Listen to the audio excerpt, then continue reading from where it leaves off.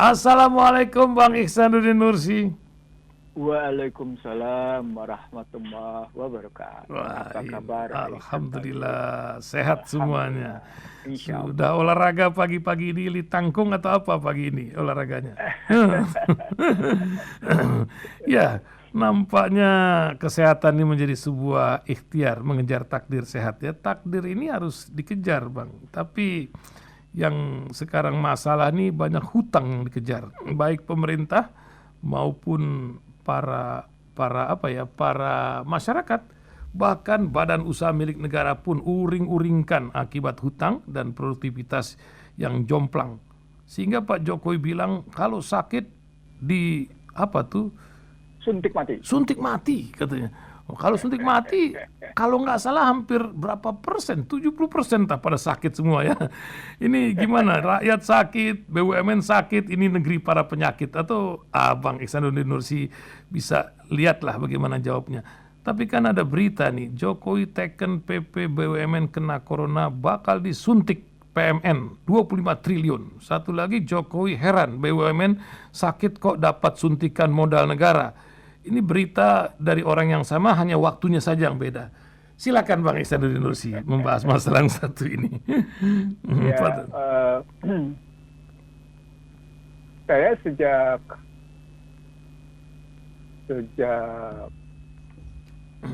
Megawati ya, menjadi presiden gitu.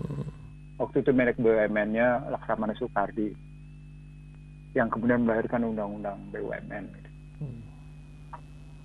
Sampai dengan sekarang, saya nggak ngerti cara penguasa memahami BUMN. Dulu ketika Tandri Abeng sebagai menek BUMN-nya, saya berani dengan tegas mengundang Tandri Abeng untuk Tasabikul Khairat. Dan itu tegas saya nyatakan secara terbuka di forum gitu ya. Anda di posisi Anda, saya di posisi saya. Mari kita Tasabikul Khairat untuk BUMN posisinya. Kenapa? Karena latar belakangnya adalah negara ini punya tugas menyejahterakan masyarakatnya, gitu. Memajukan kesejahteraan gitu posisinya. Dan cara memajukan kesejahteraannya itu antara lain melalui BUMN. Karena itu sebelum memajukan BUMN, saya tegas-tegas menyatakan di Mahkamah Konstitusi betapa pentingnya pemerintah memilah-milah komoditas. Mana komoditas saja tidak orang banyak, mana komoditas komersial, mana komoditas kuasi. Bahkan kalau menggunakan terminologi lebih rinci, dia bukan dalam 3 klasifikasi, dia dalam 5 klasifikasi. Tapi alih-alih melakukan pengklasifikasian itu, pemerintah malah tadi BUMN seakan-akan haram ikut restrukturisasi perbankan saat itu. Padahal saat itu menurut saya dalam rangka meminimalkan beban APBN, dia bisa menjadi alat yang paling ampuh untuk melakukan restrukturisasi perbankan. Bahkan ketika Sri Mulyani menutup sejumlah swasta terkena suspend tepatnya. Terkena suspend di 2008, saya menggagas BUMN saya gabung jadi satu dengan sejumlah perusahaan swasta yang disuspend di pasar modal yang tapi komoditasnya sama, batubara. Dalam rangka menjamin pasokan batubara ke PLN sehingga PLN mendapat pasokan batubara murah dan harga listrik murah. Tapi gagas itu ditolak posisinya gitu. Lalu itu 2008 posisi. Sebelumnya ketika seorang teman menjadi ketua Komisi 6 dan Komisi 6 adalah Komisi BUMN dan Agung Laksono sebagai ketua MPR waktu itu, ketua DPR, saya menggagas kenapa Anda mesti mendengar para konsultan asing untuk berkantor di DPR dalam rangka memperbaiki BUMN. Jawaban mereka aneh gitu. Jadi artinya sejak awal saya tidak melihat sebagaimana yang saya viralkan tulisan saya. Jadi saya semalam mencoba mengingat-ingat tulisan saya 13-20 tahun lalu tentang BUMN. Dan saya lihat bagaimana cara saya menyampaikan pemikiran saya tentang BUMN baik di buku Bangsa Terbelah maupun dalam berbagai mungkin saya nggak bilang puluhan tapi di ratusan gitu forum tentang BUMN. Karena salah satu tugas salah satu mandatori kalau pakai bahasa keren ya sekarang gitu. Salah satu amanah konstitusi itu adalah menyejahterakan dengan salah satu caranya dengan BUMN. Nah di era Joko Widodo ketika November 2014 Pertamina dikalahkan oleh keputusan meliberalkan meliberalkan harga premium, saya langsung putus harapan. Jujur aja saya bilang, saya langsung putus harapan. Kenapa? Karena energi adalah hajat hidup orang banyak. Dan ketika 12 November itu 2014 harga premium berubah dari 6.500 ke 8.500, padahal saya baru saja diundang oleh seorang menteri untuk menunggu apa sesungguhnya yang sedang terjadi saat itu, dan gagas saya adalah 7.500 saat itu. Saya langsung melihat betapa mudahnya dalam tanda petik memberikan rekomendasi demikian kuat kepada pemerintah Indonesia, dan itu adalah strong recommendation dari Bank Dunia. Bank Dunia sudah kerja saat itu sejak yang namanya awal reformasi agar memang sektor energi dibebaskan. Mereka bilang reformasi sektor energi. Yang motifnya adalah memang meliberalkan sektor energi. Jadi kalau ambil ke sana, maka jelas sampai dengan sekarang kita bisa lihat kegagalan pemerintah yang pertama adalah kegagalan memahami bagaimana sesungguhnya mandatori tentang BUMN. Itu yang saya sampaikan saya sebut saja tapi tidak saya sebut nama ya, ke salah seorang petinggi di negeri ini. Ketika Joko Widodo memberikan pengarahan tentang BUMN, saya bilang pengarahannya tidak kokoh. Bagaimana seharusnya BUMN itu berpijak. Terus terang saya bilang tidak kokoh, walaupun itu pembicaraan saya pribadi dengan yang bersangkutan ya. Tapi dia termasuk orang yang berpengaruh gitu ya. Saya bilang nggak kokoh pemahaman BUMN. Karena paper saya sekali lagi bukan 1, 2, 3, tapi belasan dan dengan berbagai forum gitu posisi. Apalagi menyangkut bagaimana pasal 33 tentang cabang-cabang produksi yang penting menghasilkan hajat hidup orang banyak dikuasai oleh negara. Lalu diterjemahkan sebagai jika hajat hidup orang banyak dikuasai oleh orang per orang, maka rakyat banyak yang ditindasinya. Itu mana ekonomi politiknya luar biasa dalam konstruksi mana public goods, mana commercial goods, mana kuasi gitu posisi. Itu di cara berpikirnya. Lalu ketika Rini Sumarno menjadi Menek BUMN gitu posisinya, saya jelas-jelas mengatakan bahwa sesungguhnya ada problema besar ketika Rini Sumarno itu di situ. Maka dia dengan bahasa mengejek kepada seorang teman ketika dalam sebuah forum, dia sebagai keynote speaker, saya pembicara, dan saya tidak datang bersama dengan bersangkutan. Dia bilang, salam ya buat Pak Ihsanuddin Nursi, kata dia ke teman saya gitu sebagai penyelenggara. Saya senyum-senyum aja karena ucapan salam itu saya tahu punya makna gitu. Sama seperti bagaimana saya diucapkan selamat ya, selamat berjuang membela bangsa dan negara. Saya tahu itu bahasa ejekan. Selamat sendirian jalannya. Iya, saya tahu lah, itu nggak masalah. Lalu ketika terus-menerus ada PMP, ada penyertaan modal pemerintah, buat saya itu bukti bahwa kesalahannya sudah kesalahan struktural. Anda kebayang nggak kalau sebuah BUMN saya tawari kerjasama dengan pembelian tunai, mereka menghindar. Dan itu saya sampaikan ke petinggi tadi. Terus terang saya bilang, bagaimana mungkin Anda merekrut manusia kayak gini, saya bilang. Saya ajak mereka kerjasama untuk mengoptimalkan profit bahkan ya. Profit bagi BUMN sekarang.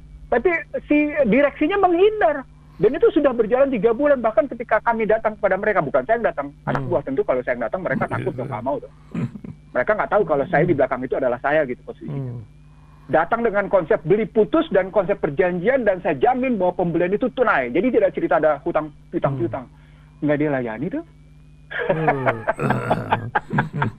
Terus terang saya tertawa ngakak gitu. Tahu nggak jawabannya apa? Jangankan perusahaan itu bang, jawaban mereka salah satu. Jangan perusahaan itu bang. Lihat tuh PT KAI katanya, bagaimana? Lihat tuh Garuda tuh kayak gimana? Saya bilang, lo ngapain ada di situ kalau kayak gitu? Saya gitu. Saya terus terang, saya tertawa terbahak-bahak loh ini sesungguh. Jadi ketika saya lihat BUMN, saya sungguh tertawa terbahak-bahak. Di satu sisi saya sedih, tapi di sisi lain, ini orang sesungguhnya ngapain sih? Karena saya tahu ketika sebuah BUMN itu, yang BUMN-nya BUMN yang istilahnya basah gitu posisi. Itu jadi sapi perah sejumlah direksinya, saya tahu itu. Bagaimana mereka mendayagunakan untuk kepentingan pribadi mereka, lalu mereka meleverage untuk posisi politik mereka, saya tahu. Karena saya pernah melakukan audit untuk itu gitu posisinya. Hmm. Dan saya nyatakan, wih nggak sangka ya ternyata. Anda bisa lihat berapa orang-orang dari direksi BUMN yang jadi menteri, yang jadi macam-macam posisi, kan bisa dilihat. Yeah. Itu bukan sekedar pada prestasi bahwa mereka memang punya profesionalitas tinggi. Gitu, itu salah satu indikator bahwa sesungguhnya saya bilang pada ketua Komisi 6 dan ketua DPR saat itu, sesungguhnya kalian kalah dalam berpolitik dengan direksi dan komisaris BUMN. Yes. Karena mereka bermain politik tanpa duit dari kantong, saya bilang. Negara dan berganti Jadi, dengan sekarang buku ketika bagus. mau disuntik mati, ini lagi-lagi kesalahan konsep.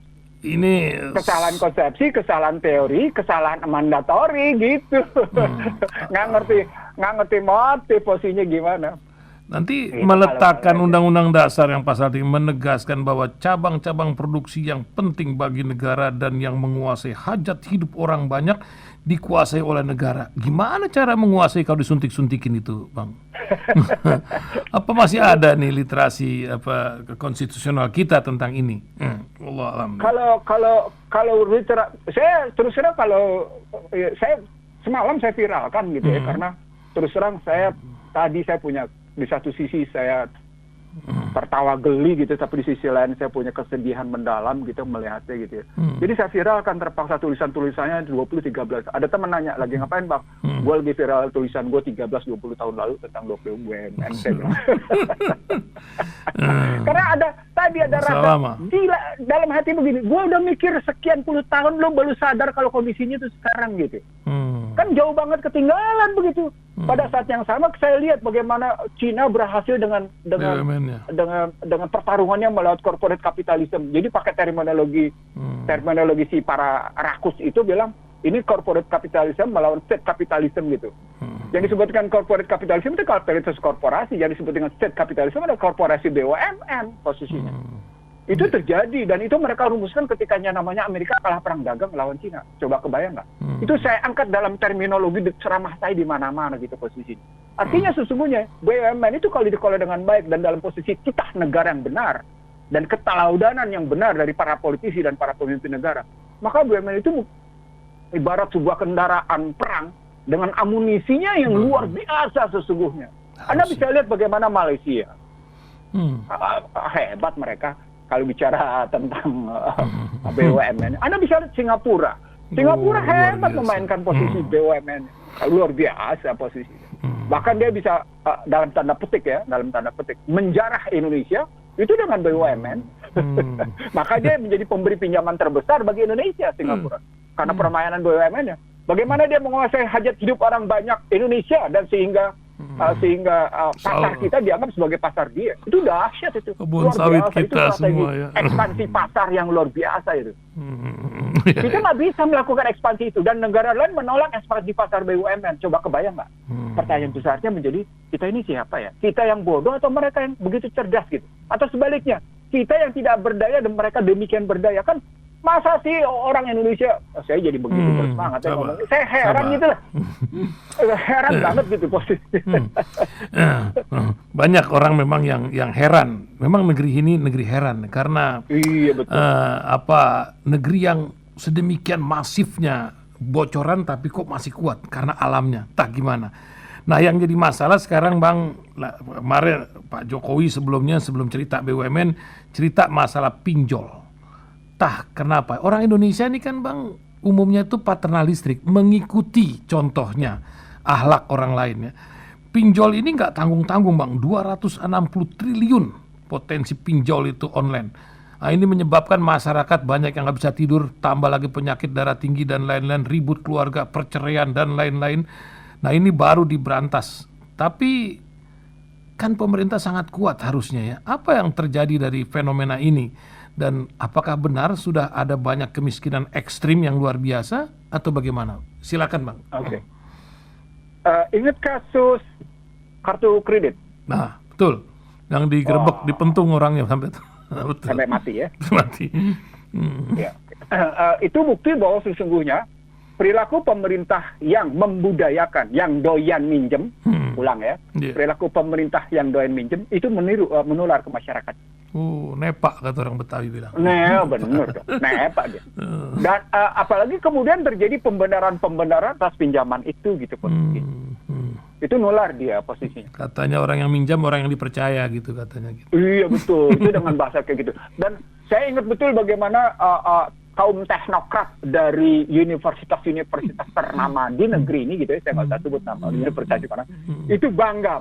Kita baru saja mendapat kepercayaan dari ini dengan menerima pinjaman. Itu ngomongnya di DPR loh. Saya bilang, kemudian malah saya menggagas terbalik. Kalau saya jadi Anda, saya bilang, saya bukan minjem, tapi saya bikin debt relief, saya bilang.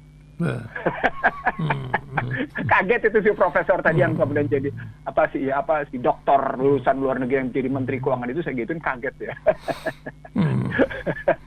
Saya nggak bangga tuh udah menjadi, karena saya tahu ketika saya menjadi menerima pinjaman, saya jadi istilah saya modern slavery system. Modern slavery yang ngomong bukan Ihsanuddin Nursi. Modern slavery system itu dalam konstruksi pinjam meminjam dengan riba. Yang ngomong itu New York Times. Nah, dahsyat itu. Tapi mereka bilang Jepang, Amerika juga pinjamannya banyak tuh. Kita nggak salah. Itu gimana logikanya, Bang? Itu yang saya bilang logikanya sangat.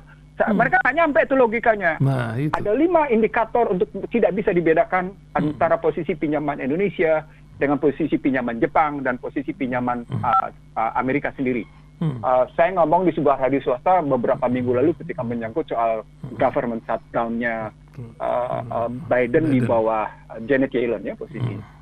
Yang pertama, adakah Indonesia menghasilkan dolar untuk barang nilai tambah?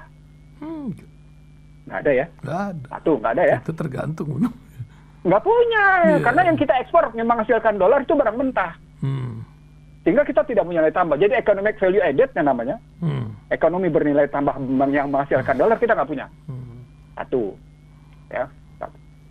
Yang kedua, adakah pinjaman kita itu bermata uang kita jauh lebih dominan? Nggak ada. Pinjamannya dolar.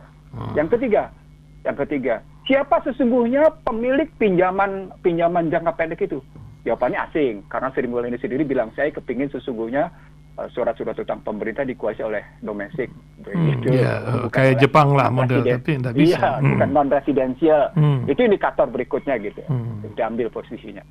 Yang ketiga, adakah kita punya cadangan emas yang cukup? Ada, masih di dalam bumi. Nggak punya. Yang kelima yang paling menarik, kalau Anda bandingin Jepang dengan yang namanya bandingin Cina dengan bandingin yang namanya juga Amerika. Adakah surat utang negara lain bermata uang dolar kita pegang? Wah, berat. Saya nggak tahu terbang, Masya Allah, la haula wala quwwata illa billah, itu posisinya. Jadi bagaimana mungkin Anda kemudian enggak kok pinjaman kita masih aman? Ada 5 indikator saya ajukan, jadi Anda nggak bisa jawab pasti. Pasti nggak bisa jawab.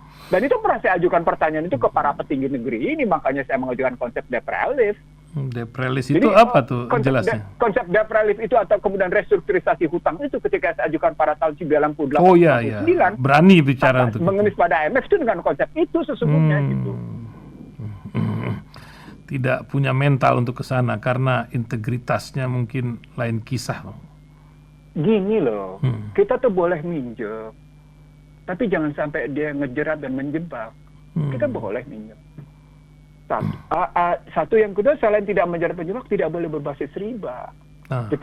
Jadi tidak, Islam itu tidak melarang Anda meminjam, tapi pinjam itu berstatus darurat. Jadi kalau pakai kajian ekonomi konstitusi istilah saya, pinjaman statusnya darurat jika Anda sungguh-sungguh tidak punya uang. Tapi kalau Anda kemudian merasa hidup Anda masih berlebih, hidup Anda masih cukup, ngapain juga mesti pinjam uang gitu, Pak. Indonesia hidupnya berlebih kok. Anda berlebih dari segi sumber daya alam. Anda berlebih dari segi pasar, Anda berlebih dari segi namanya posisi, ya kan? Pasar Anda kasih ke orang lain, sumber daya alam Anda kasih ke orang lain, letak posisi negeri Anda kasih ke orang lain, lalu yang Anda kasih untuk diri Anda apa? Nggak ada kan? Maka kemudian Anda memunculkan situasi darurat dengan argumen kayak gitu, muncul kesalahan keduanya. Wah ini kita kurang nih, apa indikatornya? Keseimbangan primer negatif terus tuh. Kita butuh nih untuk pertumbuhan ekonomi dengan alasan dibutuhkan pertumbuhan ekonomi yang tinggi dan cepat. Nah, sudah salah 3 kali pertumbuhan ekonomi yang tinggi dan cepat. Iya, dengan istilah akselerasi pertumbuhan, growth acceleration. Dengan istilah tambah lagi pakai istilahnya orang sana, sustainable development. Goals posisinya. Itu dinikmati oleh segelintir orang saja begitu kan, enggak kebanyakan orang, karena dan yang dibilang dinikmati segelintir orang itu kan disahkan oleh teori dengan nama trickle down effect. zaman bahala timbul lagi. Tapi daunnya rupanya meresap semua, nggak ada efeknya gitu.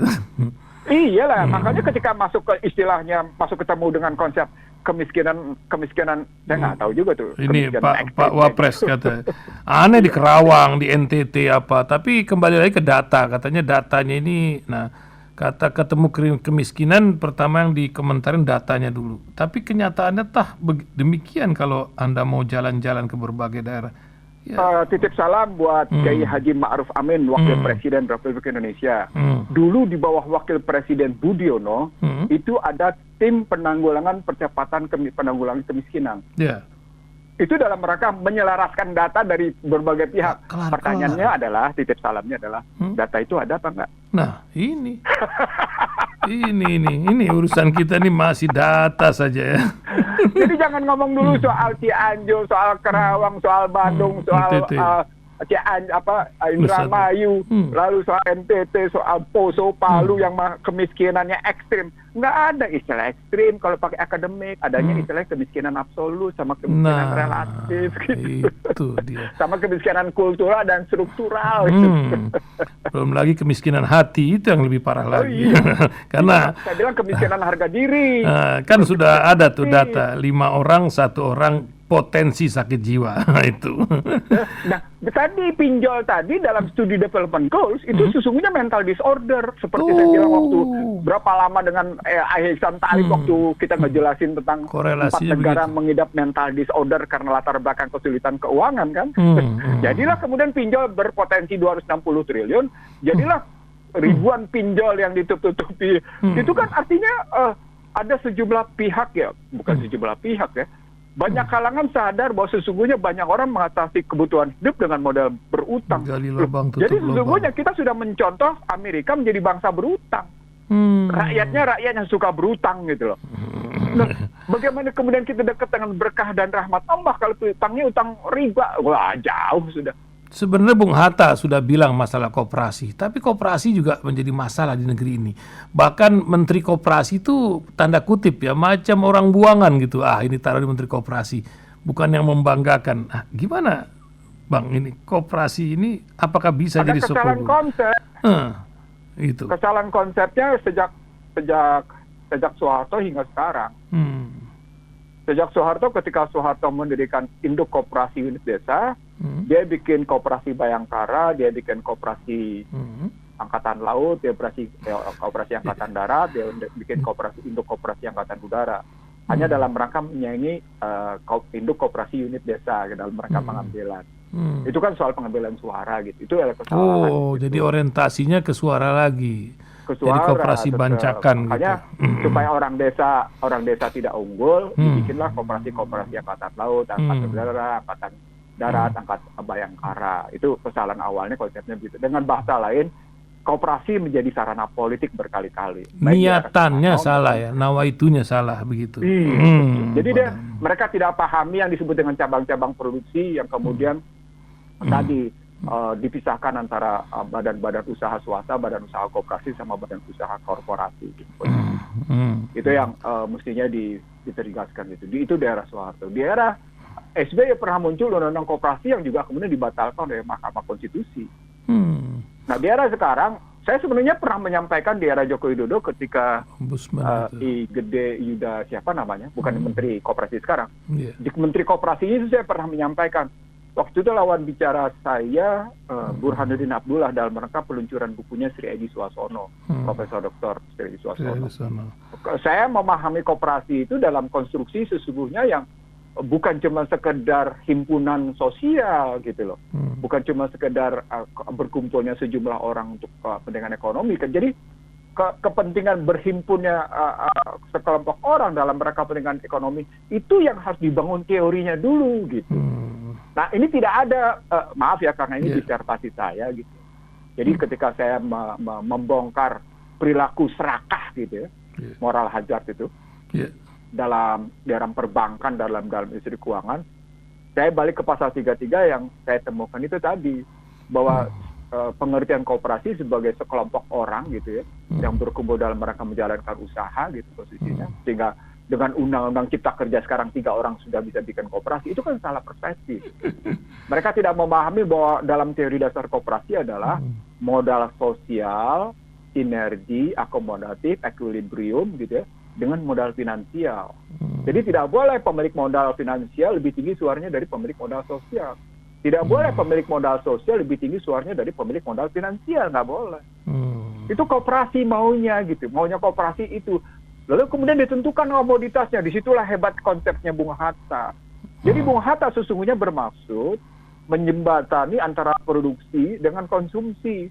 Nah, konsep di balik konsep Bung Hatta, di mana dengan basis sosiologi ekonominya ya, itu menghendaki agar jembatan produksi ke konsumsi itu distribusinya dipegang oleh koperasi. Ada yang bilang, Bang, dari kuasi public goods, jadi dari public goods ke commercial goods, di tengah-tengahnya ada kuasi. Nah, kuasinya itu dipegang oleh yang namanya koperasi. Jadi ada pemilihan komoditas, itu sesungguhnya mempengaruhi badan usaha. Itu yang saya maksud sebagai bagaimana bentuk kelembagaan pelaku-pelaku ekonomi yang punya hubungan kental dengan yang disebut dengan komoditas, jenis komoditas tadi gitu. Jadi public goods ya udah BUMN, commercial goods ya udah badan usaha swasta. Kuasinya siapa? Ya udah koperasi. Keren. Itu kan perpecahan awal antara Bung Karno dengan Bung Hatta ketika PLN. Bung Karno tidak sepakat dengan Bung Hatta mau dikoperasikan oleh Bung Hatta. Begitu bukan, Bang? Iya, cerita. Jadi waktu itu sesungguhnya serangan terhadap PLN itu sudah sejak awal ya, di mana Bung Hatta menghendaki bahwa pemegang saham dari PLN itulah koperasi. Sesungguhnya begitu posisinya kita lihat. Sehingga nanti perwakilan koperasi menentukan siapa direksinya dan dalam rangka tadi memenuhi hajat hidup orang banyak. Sekali lagi ini saya teringat konsep bagaimana saya berdebat, saya sebut kali ini namanya. Saya berdebat dengan Purnomo Yusgiantoro, Profesor Dr. Purnomo Yusgiantoro tentang energi gitu posisinya. Saya menyebutkan bahwa dari energi primer ke energi sekunder kita sudah diinvasi dan diintervensi habis-habisan. Saya buktikan dokumennya.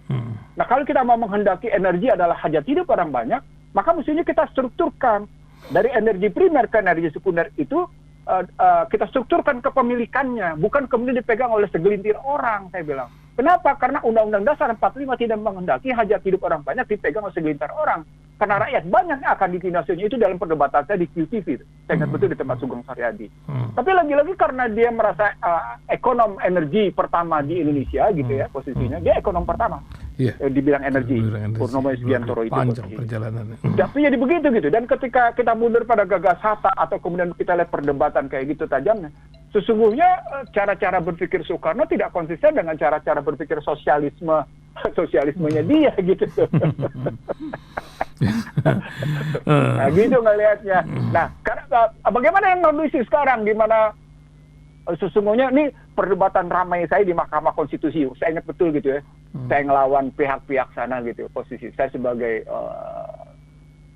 saksi ahli yang membela kepentingan pasal 33, tegaknya pasal 33 dengan sumpah di depan Mahkamah Konstitusi dengan maaf ya, subhanallah, astagfirullah, halawala kota ilah, dengan tubuh yang tegak gitu menghadapi para majelis hakim Mahkamah Konstitusi. Saya mengatakan kalau kita memang setia dan tidak ingin menjadi pengkhianat dalam penegakan pasal 33 Undang-Undang 45, mestinya kita mengembalikan seluruh kekuasaan koperasi itu ke dalam pasal 33 dan tidak kita preteli seperti sekarang. Ini kan dipreteli. Dari mulai pembangkit, ke jaringan, ke distribusi, kok udah habis udah nggak koruptor. Ya, itu artinya kita nggak usah bicara Trisakti. Apalagi kita nggak usah bicara nawacita, kita nggak usah bicara soal Indonesia tumbuh dan tangguh, kita nggak usah bicara Indonesia maju, nggak usah bicara begitu. Maju apanya? Maju bagi siapa? Dulu kerja, artikel saya jelas kerja untuk siapa dan kerja dengan konsep apa. Kan nggak mungkin kita berpikir cuma sepotong sepenggal kayak gitu tuh nggak mungkin gitu. Kita menggunakan sebuah jargon-jargon, sementara jargon-jargon itu sesungguhnya bermuatan kekuatan korporasi, kan kacau itu. Gitu. Saya tidak membenci korporasi loh. Jadi ini terbukti bagaimana saya bisa bersahabat dengan sejumlah penguasa korporasi di Indonesia. Saya bilang saya bersahabat ya. Tapi Kita perlu mereka menjadikan saya sebagai mitra untuk berdialog dengan mereka gitu, dalam rangka mempertajam pekerjaan korporasi mereka gitu. Nah, Bang, ini hari Maulud hari ini. Saya baca berita tadi itu ternyata ada perjuangan rancangan undang-undang ekonomi syariah. Undang-undang dasar kita masih kurang atau apa? Sebenarnya kalau mau ada nawa itu. Nah, Rasulullah itu kan sudah mencerminkan kita suka alergi Indonesia bersyariah. Tapi undang-undang ekonomi syariah ada tuh. Apa sebenarnya Bang yang kurang dari Rasulullah sebagai pedagang? Apakah kurang cukup literasi itu sebagai bangsa yang katanya banyak umat Islamnya, entah Muslimnya berapa, tapi Islamnya pasti banyak di sini. Gimana Bang? Yang pertama, saya ingat betul ketika RUU Perbankan Syariah digagas di BI, saya adalah salah satu pembicara yang membuat sejumlah deputi gubernur BI melongok. Karena salah satu kata kunci saya adalah tidak mungkin Anda menerapkan perbankan syariah dengan mengabaikan 3 hal. Yang pertama, ketidakjujuran. Yang kedua, serakah. Yang ketiga, sistem akuntansi. Mereka diam. Bagaimana mungkin Anda bicara tentang perbankan syariah, tapi dalam cara-cara pengelolaannya Anda tidak jujur gitu posisinya. Tidak jujur pada tujuan uang didaya gunakan, tidak jujur dalam posisi perhitungan, tidak jujur dalam posisi bagi hasil. Harus ada kejujuran. Walaupun Anda bilang, kan kami punya sistem akuntansi. Saya tanya balik, justru karena berhubungan sistem akuntansi. Akuntansinya akuntansi mana nih? Akuntansi barat atau akuntansi? Enggak, kita sudah menggunakan sistem akuntansi syariah. Ya, tapi kan itu sama dengan akuntansi barat, International Financial Report System, yang Anda ganti bajunya menjadi gamis. Gitu. Dikerudungin. Kontennya sama. Karena memang zakat ini kan zakat kan luar biasa kalau masuk ke dalam pajak itu pasti orang tuh ingin berimbang hidup yaumil akhir ya dengan zakat. Asal pemerintah benar-benar bisa mengelola. Ini kan masalah kepercayaan kan. Problematiknya trust, kepercayaan. Kejujuran dan kepercayaan. Jadi ketika Anda mengubah misalnya sesuatu dan dibalik jadi kan ketika Anda mengkomunikasikan sesuatu gitu ya, yang tersurat itu kan orang lihat akan yang tersiratnya. Di balik yang tersurat dilihat yang tersirat, di balik yang tersirat ada dilihat yang terselubungnya posisinya. Jadi ada explicit message, ada implicit message, ada yang namanya tacit message. Kalau pakai bahasa Al-Quran, ada niat-niat yang terselubung di balik sihir gitu. Istilahnya begitu gitu. Jadi harus dilihat sihir itu gitu bahasa. Kalau pakai kajian filsafat, harus dilihat simbolik torture-nya gitu istilahnya, kekerasan simboliknya. Ini ceramah saya juga, ceramah saya di mana-mana nih kalau sudah bicara simbolik torture positif. Apa yang saya mau sampaikan di sini? Kalau kita lihat cerita tentang kebijakan-kebijakan pemerintah misalnya tentang ekonomi syariah gitu. Sesungguhnya karena mereka melihat memang potensi ekonomi Islam di Indonesia luar biasa. Itu dia. Tapi belum tergarap dengan baik posisinya. Dan karena itu mereka kelompok Islam yang merasa tidak terwakili dengan kebijakan mereka ngambil jarak dengan caranya sendiri. Ikhtiar. Ngambil jarak sendiri. Komunitas. Misalnya dengan kalimat kami tidak ingin terlibat dengan riba. Pokoknya mereka ngambil jarak sendiri. Nggak ada urusan dengan pemerintah gitu cara mereka. Mereka menghindar aja. Sudahlah kita tidak ingin berurusan dengan kebijakan pemerintah. Contoh sederhananya begitu gitu posisinya. Lalu ini bukan cuma sekedar riba, tapi juga ini persoalannya namanya tadi soal kejujuran, keserakahan dan sistemnya. Dalam cerita literasi tentang bagaimana Muhammad Rasulullah memperoleh gelar Al-Amin, itu kan kata kuncinya jujur kan, tidak serakah, tidak ada persepsi terang dan tunai posisinya istilahnya begitu. Dan kalau mau diambil dalam kerangka begitu, apapun yang dikatakan adalah benar dan lurus gitu. Benar, lurus dan baik kata kuncinya. Sehingga ketika dia belum menjadi itu aja, Hajarul Aswad diangkat oleh dia dengan amanah yang luar biasa. Itu karena tadi perilaku yang paling baik ditonjolkan di situ posisinya. Nah, ketika kita mau menerjemahkan itu dalam ekonomi syariah, sesungguhnya pesan politik yang menjadi pesan terselubungnya adalah keinginan menggarap sistem perekonomian berbasis syariah yang sesungguhnya belum syar'i. Itu maksud saya. Iya, iya. Jadi Oke. kita harus betul-betul bicara syar'i ini. Dan hakikat syar'i itu bukan sekedar fikih, tapi kita harus cari hakikat dan ma'rifatnya. Baru akhlaknya itu memenuhi sistem hakikat dan ma'rifatnya. Jadi pakai struktur hakikat ma'rifat, maka akhlaknya harus amalan solihah. Masya Bukan Allah. cuma sekedar bicara tasawuf, tauhid, fikih, dan akhlak. Dan kemudian di situ ada fikih terjemah dengan akhlak, tapi kemudian muncul perdebatan para kalangan ahli fikih dalam persoalan misalnya katakan asuransi, dalam persoalan perbankan, misalnya, gitu. Harus jelas. Memang kalau kita ambil prinsip-prinsip yang dibangun oleh Majelis Ulama Indonesia, ada beberapa hal yang memang merujuk. Tapi dalam beberapa hal lain juga tidak. Misalnya tentang reksadana syariah, pasar modal syariah. Nama saja sudah reksadana syariah, pasar modal syariah. Bagaimana mungkin Anda tidak merujuk ke dalam sisi akuntansinya gitu? Bagaimana mungkin Anda tidak merujuk ke dalam posisi persepsinya? Bagaimana mungkin Anda tidak merujuk pada soal kejujuran dan keserakahannya? Terus keluar kalimat, ya udah ini syar'i. Gimana coba? Paling tidak sementara. Nah, akhir. Bang, menjelang 40 menit kita sebagai penutup nih. Hari ini harusnya hari libur ya, digeser besok. Entah banyak orang liburan apa enggak hari ini. Apa literasi Rasulullah ketika kita memperingati ini? Dan bagaimana kita, keluarga, pendengar Radio Silaturahim, dari segi pengelolaan, ya paling tidak yang Bang Ihsanuddin Nursi dikenal orang sebagai ahli ekonom, dan Rasulullah ini sebagai panutan kita. Mungkin singkat saja, silakan Bang, biar ditelan oleh pendengar. Saya Silakan. ambil kalau tadi bicaranya literasi, maka saya harus ngebangun referensinya, referensi perdebatan kaum orientalis dulu ya. Rujukan saya, referensi saya bukunya Ahmad Didat. Buku Ahmad Didat yang kemudian dituangkan oleh Michael Hart, posisinya. Ini Michael Hart menulisnya adalah 100 tokoh itu. Nah, kriterianya 100 tokoh itu.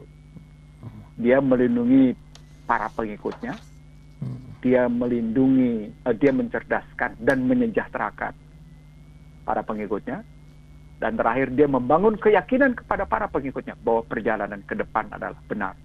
Ini tiga-tiganya tidak gampang loh. Yang pertama, dia memberikan perlindungan sampai dia mengorbankan dirinya. Contoh sederhana bagaimana bagaimana Khadijah berkorban, kekayaannya luar biasa. Dari orang sangat kaya gitu posisinya, akhirnya sampai dengan posisi meninggal pun dia tidak punya apa-apa. Itu kan karena dia betul-betul berjihad di jalan Allah dengan jiwa dan hartanya. Posisinya ada keberanian untuk itu gitu posisinya, dan itu justru dalam rangka mendukung sepenuhnya perjuangan suaminya Muhammad Rasulullah. Dan itu dilakukan oleh Rasulullah dalam rangka melindungi umatnya, sehingga dia mengutamakan umatnya daripada dirinya posisi. Dan itu terbukti ketika dia mau meninggal dengan panggilan ummati. Karena dia tidak ingin umatnya terzalimi, dia tidak ingin umatnya tersakiti, dia tidak ingin umatnya kemudian menjadi bagian dari nar posisi. Itu kalimat melindunginya luar biasa itu. Yang kedua, dia mencerdaskan dan dia menyejahterakan. Ketika kita bicara Iqra misalnya, kalau konsep belajar itu kita mulai dengan Iqra, lalu kita relasikan dengan tadabur, subhanallah, astagfirullah. Seperti yang saya sampaikan berkali-kali di Rasil. Dia bukan cuma sekedar konsep teaching, pengajaran gitu ya. Bukan sekedar konsep learning, pembelajaran, bukan sekedar konsep training gitu ya. Bukan sekedar konsep coaching, semuanya ada di situ. Bagaimana ketika dia terima Iqra lalu kemudian berlanjut dengan para sahabat, itu betul-betul mencerdaskan. Apa indikator mencerdaskannya? Karena dia merelasikan kekuatan kolbu dengan pikiran. Jadi indikator kecerdasannya adalah menarik relasi utuh antar kekuatan kolbu dengan kekuatan pikiran dan berwujud dalam tindakan. Itu kecerdasan. Kecerdasan itu bukan cuma sekedar pada logika rasionalisme istilah saya. Bukan cuma sekedar pada empirisme yang disebut dengan realisme itu tadi gitu. Sebagaimana sekarang manusia di dunia dikuasai oleh cara-cara berpikir realisme atau rasionalisme gitu posisinya. Yang saya sebut sebagai ini kan sesungguhnya baik komunis maupun neoliberal menuju sistem pasif. Itu kan basisnya materialisme. Materialisme empiris maupun materialisme rasionalis gitu posisinya. Dan itu ternyata kalau dalam pandangan Rasulullah itu tidak mencerdaskan. Karena kecerdasan menurut Rasulullah adalah kecerdasan di mana kita memahami kehidupan kita di dunia dalam rangka menjemput kematian gitu. Dan itu kita persiapkan dengan baik. Itu mencerdaskan posisinya. Berikutnya adalah soal menyejahterakan. Itu tadi ditunjukkan oleh Utsman bin Affan bagaimana transaksi. Ini saya tidak dalam konstruksi sekedar pada rujukan bagaimana riwayat Rasulullah. Tapi karena ini saya yakini dan saya jalani, maka ya ayyuhalladzina amanu lima taquluna ma la taf'alun, itu bukan cuma saya melakukannya gitu. Dan sejahtera, apa indikatornya? Saya pernah bicara di TV swasta. Anak SMA saya mampu gaji 5 juta tuh, pemerintah nggak mampu.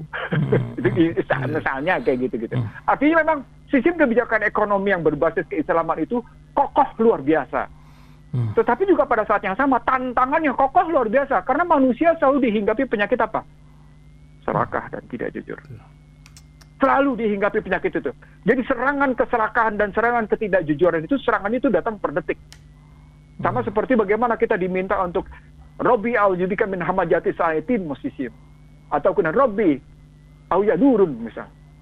Robbi aujika auyadurun. Jadi bagaimana kita berlindung pada bisikan-bisikan setan yang bikin tidak jujur dan serakah, dan bagaimana kita menghendaki agar kita jauh dari kelompok-kelompok ini gitu, dihindari oleh gerakan mereka gitu, posisi. Itu mencerdaskan. Jadi gerakan perekonomian, apa indikator gerakan? Ya tadi hadis bicara kurma dengan kurma, garam dengan garam, perak dengan perak, emas dengan perak, lalu gandum dengan gandum, posisinya kan sampai kayak gitu ya. Dipisahkan pabrik goods itu jelas sekali posisi. Demikian juga hadis yang menyatakan bahwa tanah, air, dan api itu adalah hajat hidup orang banyak, posisi. Jadi ada kejelasan tentang komoditas. Ada kejelasan juga tentang sistem distribusi. Hadis menyatakan dilarang memotong, membeli barang yang dalam perjalanan menuju ke pasar. Apa artinya? Betul. Anda tidak boleh menjadi penginjon. Anda tidak boleh menjadi orang-orang yang membeli barang yang dalam perjalanan sehingga nanti di pasar Anda jual lebih mahal. Nggak boleh. Orang lain menawar, memotong tawaran orang, nggak boleh. Semua nggak luar boleh. biasa. Dalam bahasa kerennya, Anda dilarang menjadi pemburu rente. Dahsyat ya. Dahsyat. Ketika kita aplikasikan ke dalam Utsman bin Affan yang disebut dengan menyejahterakan, itu ternyata penerapan teori persaingan. Luar biasa. Jadi bukan Barat yang menerapkan teori persaingan, Islam. Bagaimana harga, bagaimana kualitas, bagaimana delivery, bagaimana inovasi. Dipukul si Yahudi tadi dengan cara seperti itu. Bonus semua. Jadi konsep ekonomi Islam itu dalam ini karena saya menulis ya, jadi saya bukan ngomong, dan saya menulis dan kemudian juga saya menerapkan, itu luar biasa sekali posisinya. Gitu.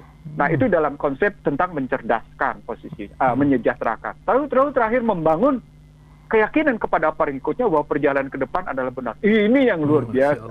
Kalau pakai bahasa ayatnya, udah linas, wabainat, minah, udah wal furqan. Oh aduh, di sini ternyata. Jadi tidak banyak pemimpin yang mampu membangun keyakinan kepada pengikutnya bahwa perjalanan ke depannya adalah benar. Nggak banyak.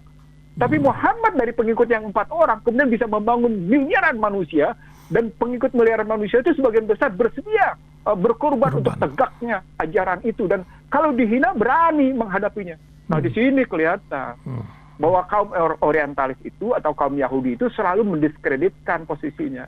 Terjadilah sesungguhnya perangnya perang abadi. Jadi dalam konstruksi misalnya membangun keyakinan bahwa perjalanan ke depan adalah benar, itu bukan pemikiran manusia. Maka kelebihan pada Muhammad Rasulullah adalah dia Al-Quran yang hidup, dan tetap hidup ketika kita bicara hadis-hadisnya. Jadi begitu, saya memahaminya ada 3. Al-Quran yang hidup adalah Muhammad Rasulullah. Al-Quran yang tergelar adalah alam semesta. Al-Quran yang terbukukan adalah Al-Quran yang seperti kita ketahui dengan mushaf, misalnya apakah mushaf Madinah atau mushaf Manawi posisi. Tapi dia sendiri, Allah sendiri menyatakan Al-Quran itu sebagai sesuatu yang terjaga dan terpelihara keasliannya. Apa artinya? Alam tidak akan pernah berganti dengan posisi begitu ya, terus akan terjaga dan terpelihara dengan keputusan Allah. Berarti juga ada sesuatu yang tetap hidup karena Muhammad adalah Al-Quran yang hidup. Berarti hadis-hadisnya yang soheh itu posisi akan tetap namanya sesuatu yang hidup posisi. Dan terbukukan Allah sendiri yang menjaga. Apa indikatornya? Banyak yang tetap hafiz. Walaupun dari yang hafiz tadi misalnya tidak memiliki pemahaman atau belum memiliki pemahaman yang dalam pada hubungan ayat yang satu dengan ayat yang lain. Tapi minimal itu menjadi bukti. Ketika ada Al-Quran yang salah, sang hafiz bisa membuktikan itu salah bacaannya gitu. Apa artinya? Ada sebuah ketetapan Allah yang manusia tidak bisa mengganggu-gugatnya.